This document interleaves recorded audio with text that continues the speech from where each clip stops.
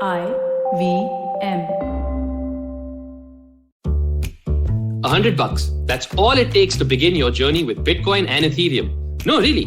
With CoinSwitch, you can start investing in over 100 cryptocurrencies with just 100 rupees. On top of that, there are zero charges for deposits and withdrawals, so you can trade, buy, sell, however and whenever you want. All of this, plus their extremely intuitive interface, makes CoinSwitch the perfect app for beginners in the crypto space. But don't take my word for it. Just download CoinSwitch for free and try it out for yourself. If you'd like more information on cryptocurrencies, tune into a show about crypto with me, Rohan Joshi, my new adventure on IVM Podcasts. CoinSwitch, kuch to badlega.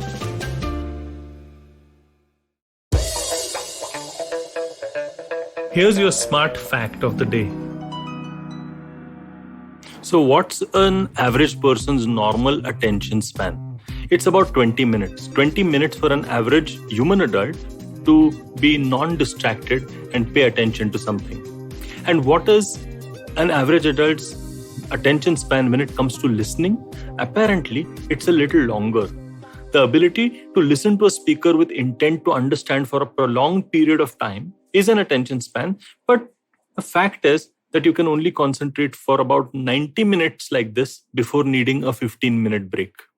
Hey there, welcome to Smarter with Sid, and today we are going to look at attention, which is the big part of the so-called attention economy. Let's go. I guess let's start this episode with a confession. I'm a professor, so I know how important attention is. So I can understand when students can get distracted. I can understand when students are paying attention. I can understand when students want to pay attention, but they're flagging off.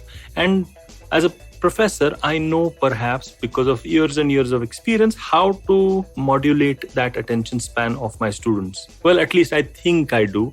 And maybe someday I'll get closer to the truth. But not all of us actually are professors, and not all of us are masters of actually managing somebody else's attention span. And surprisingly, even marketers, we don't know what we are dealing with when we are dealing with attention. In fact, I was teaching a marketing class very recently, and I was talking about digital marketing. And as an experiment, what I asked my students to do was to look at a YouTube ad, and maybe you can do this experiment too. Look at a YouTube ad without skipping it. Well, that's a start. But just try to figure out, when did an advertisement actually lose your, attention? Or when did an advertisement catch your attention? So both of those things are extremely important for us to note, and it perhaps is different for different people. But in my class, what we saw was that some patterns emerged. What we realized, and of course, this is anecdotal, this is specific to one class and it will keep changing. The attention that we pay to any advertisement is lesser, but that also kind of flags off with inbuilt cues. So the fact is that if I see an ad, if it gets my interest, what gets my interest? If it loses my interest, what loses that specific interest of mine in that ad? And what we figured out was, it's just that 1 second, half a second of something said which triggers off something in your subconscious that just says, okay, I don't want to watch this anymore. Or, hey, I'm interested in watching this somewhat more. And while neuroscience and, neuromarketing has done a lot of strides, it has taken a lot of strides in this field, what we are trying to understand now is that specific moment when I'm losing attention. And who's really, really good at that? Well, obviously the social media giants. They know how to catch your attention and keep it going in a sustained fashion without you even understanding it, by making sure that you're triggered. And I've done a podcast on this called Hooked. So you can take a look at it, scroll down and you'll figure it out. And it's something which is a very, very interesting framework developed by Nir Eyal. But today I'm not talking about, how does a social media giant do it? So if you're a marketer, or even if you're somebody who's working in an office, or if you're trying to further your career, knowing how to get somebody's attention and not lose it is an incredibly important part of the so-called attention economy. Because what we have realized is, what is the attention economy? if I have got your attention as a customer in today's day and age, wherein there is just distraction, and more distraction because of the information clutter around you, well, then I have you. So Amazon has me, Netflix has me, maybe some other brand has me. The fact is that the reason why they have me is because they have my attention. But do we really realize that there are different kinds of attention that we are speaking about? So if you're a marketer, you'd be interested in knowing the kind of attention that you're actually trying to target. Are you trying to target the listening to a podcast wala attention, wherein you might be doing something else and listening to a podcast? Or are you trying for an audio book kind of attention, which is serious, which is, using your rational, logical mind, and it's very, very tedious and very difficult? Or are you using the reading kind of attention, wherein, you're really focused? Or are you using the diffused kind of attention, which you can have when you're watching some YouTube video?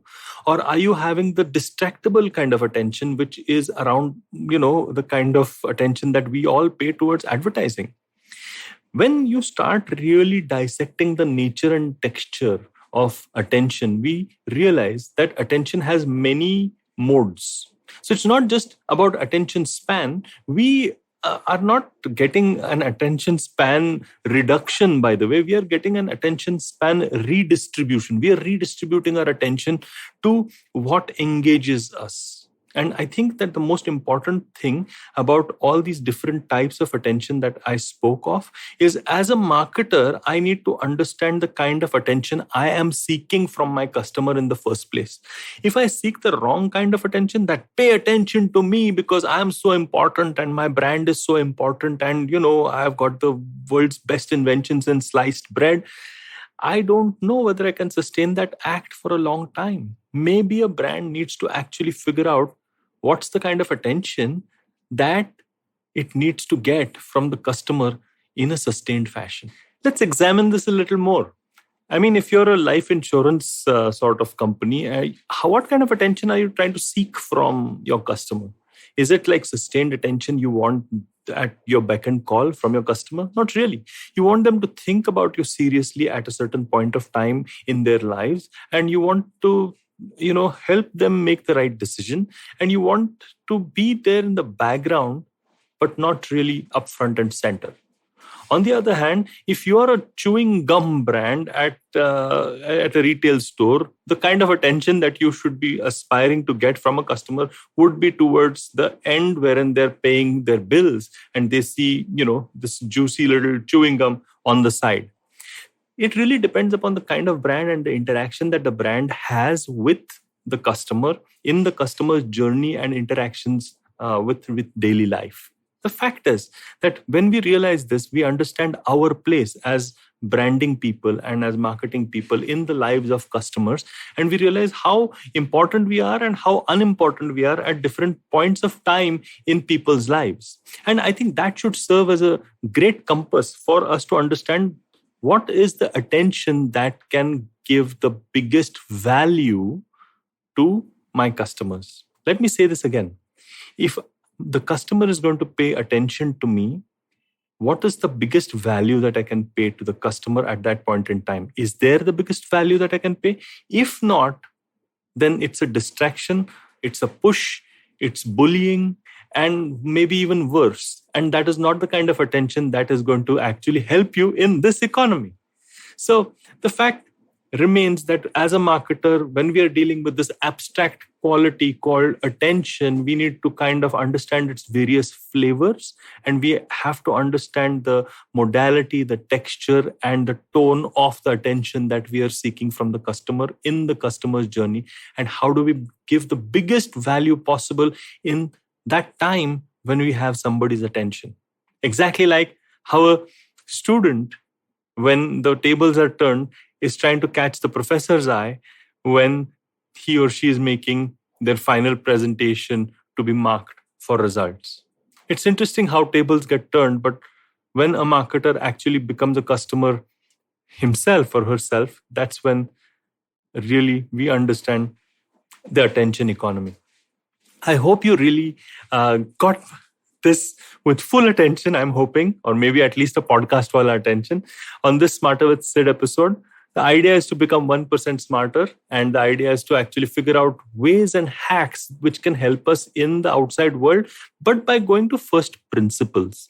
If you like the kind of stuff that I'm developing over here, do connect with me. I'm the Traveling Professor on LinkedIn and Instagram. And if you like podcasts like these, well, you gotta go to IVM and check out their stuff. Until next time, then. Until next time.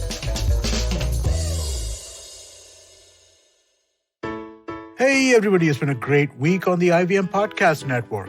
On Storytellers and Storytellers, we need some conversation with Siddharth Anand Kumar, VP and producer at UD Films. They talk about the impact of Saregama's independent production studio on Indian filmmaking. On the first episode of Raw and Organic, host Kunal Rajput is joined by actor Rohit Saraf. They talk about the stereotypes of fitness in movies, his idea of movement, how challenging it is to physically change for roles, and if given a chance to plan his own workout, what would it be? On Paisa Vaisa, Anupam Gupta is joined by Prashant Sawant, co-founder at Catalyst Wealth. They discuss the various mistakes people make in stock trading. On All Things Policy, Aditya Ramanathan and Suyash Desai discuss China's nuclear strategy and military modernization.